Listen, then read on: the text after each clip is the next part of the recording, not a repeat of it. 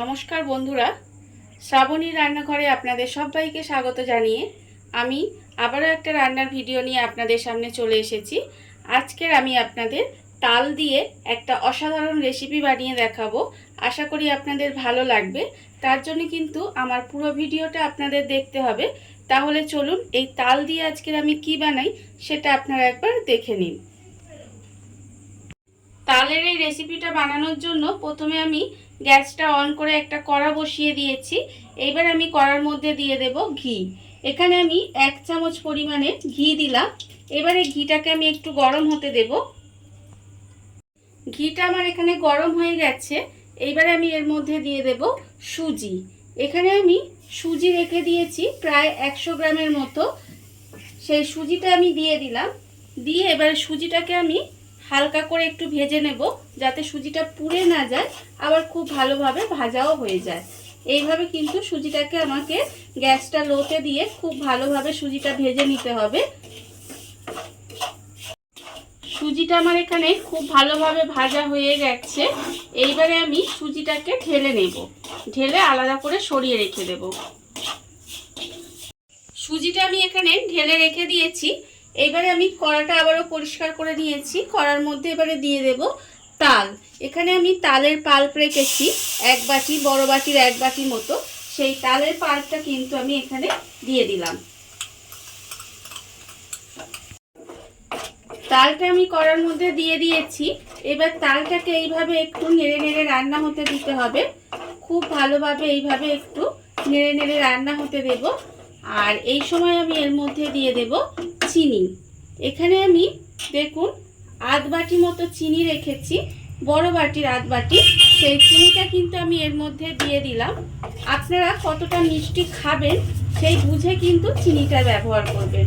এবার এই চিনির সঙ্গে তালটা খুব ভালোভাবে একটু মিশিয়ে জাল দিয়ে নিতে হবে। তালের সঙ্গে চিনিটা আমি খুব ভালোভাবে মিশিয়ে একটু জাল করে নিয়েছি। দেখুন চিনিটা কিন্তু একেবারে গলে গেছে আর তালটাও খুব ভালোভাবে জাল দেওয়া হয়ে গেছে। এবারে এই সময় আমি এর মধ্যে দিয়ে দেব দুধ। এখানে আমি 500 গ্রাম দুধ ঘন করে রেখে দিয়েছি। সেই দুধটা আমি তালের মধ্যে দিয়ে দিলাম। দিয়ে খুব ভালোভাবে মিশিয়ে একটু রান্না হতে দিতে হবে। দুধটা দিয়ে আমি বেশ কিছুক্ষণ এইভাবে একটু রান্না করে নিয়েছি। এইবারে আমি এর মধ্যে দিয়ে দেব যে সুজিটা আমি এখানে ভেজে রেখেছিলাম ঘিয়ের মধ্যে, সেই সুজিটা আমি এইভাবে দিয়ে নেব। আর যখনই আমি সুজিটা দেব তখনই কিন্তু এইভাবে একটু খুন্তি দিয়ে নাড়িয়ে যেতে হবে, যাতে সুজিটা এক জায়গায় দলা পাকিয়ে না যায়। গিয়ে এবার সুজিটা আমি একটু এর মধ্যে দিয়ে দিলাম। দিয়ে আবারও কিন্তু এইভাবে একটু রান্না হতে দেব। সুজিটা দিয়ে আমি কিন্তু আবারও প্রায় 1 মিনিট মতো এইভাবে একটু রান্না করে নিয়েছি। এইবারে আমি এর মধ্যে দিয়ে দেব নারকেল কোড়া। এখানে আমি নারকেল কুড়িয়ে রেখেছি, সেই নারকেল কোড়াটা এর মধ্যে দিয়ে দিলাম। নারকেল কোড়াটা আমি খুব ভালোভাবে মিশিয়ে নিয়েছি।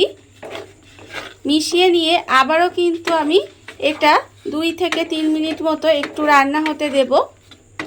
রান্নাটা কিন্তু আমার প্রায় হয়েই এসেছে। এবারে আমি নামানোর আগে এর মধ্যে দিয়ে দেব কিছুটা কাজু কিশমিশ। সামনেই যেহেতু জন্মাষ্টমী, আপনারা কিন্তু এইভাবে গোপালের ভোগে বানিয়ে দিতেই পারেন। দেখবেন খেতে কিন্তু ভীষণ ভালো হয়। এবার আমি এটা এইভাবে একটু নেড়ে নেড়ে তারপরে কিন্তু আমি এটা নামিয়ে নেব। দেখুন রান্নাটা কিন্তু আমার হয়ে গেছে।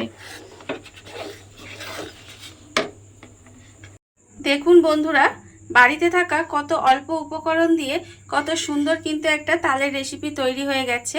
আপনারা দেখতেই পেলেন। আর এটা আপনারা বাড়িতে বানিয়ে দেখতে পারেন, ভীষণ ভালো খেতে হয়। এই রেসিপিটা যদি আপনাদের ভালো লেগে থাকে, আপনারা যদি ফেসবুক থেকে দেখে থাকেন তাহলে পেজটি ফলো করে দেওয়ার অনুরোধ রইল। আর যদি ইউটিউব থেকে দেখে থাকেন চ্যানেলটি সাবস্ক্রাইব করে নেওয়ার অনুরোধ রইল। তাহলে চলুন ভিডিওটা আমি এখানেই শেষ করছি। আপনারা সবাই ভালো থাকবেন, সুস্থ থাকবেন। আবারও হাজির হব নতুন কোনো রান্না নিয়ে।